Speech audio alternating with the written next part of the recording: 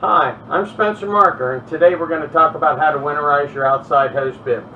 This simple maintenance item, if done correctly, can potentially save you many thousands of dollars in flood damage caused by a burst pipe. If a pipe freezes, it splits the copper tube like shown in this photo. It does not flood until it thaws, which may or may not be until months later in the spring. If it does flood, it is the equivalent of having a hose turned on in your home. It can be devastating. That being said, it's very easy to prevent this. First, you locate the shutoff valve for each hose bib. Once you do that, you turn the water off by turning the valve clockwise until it's snug. There, that one's shut off. Once we're outside, the first thing we do is undo the hose. It's important to let that out because otherwise water is trapped in the line. Secondly, if you have a backflow preventer, you need to raise that ring. If you don't raise that ring, no air is going to get into the line. Lastly, you open the faucet. No water is coming out because the water is trapped in the line until we go inside and undo the bleed screw, which is where we're headed next.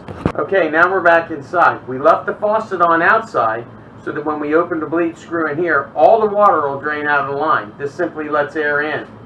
It's a good precaution to have a bucket or a small can so when you open the bleed screw, if any water drains out, you've got something to catch it in.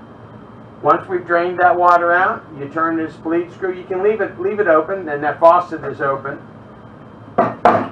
Once that's done, the air's out of the line, you're winterized. Once you're done, come next spring, once you're done, you tighten this screw back up. I just tighten it thumb tight.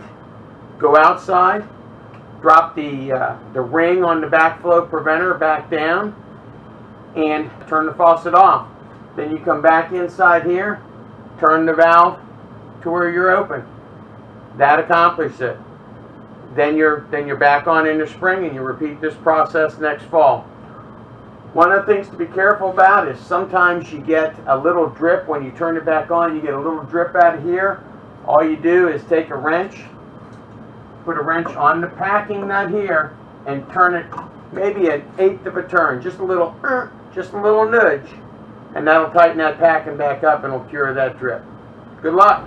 I've seen many thousands of dollars worth of damage done to a house caused by a frozen pipe, and this is such a simple preventative fix. Everybody should do that. Feel free to pass this video on.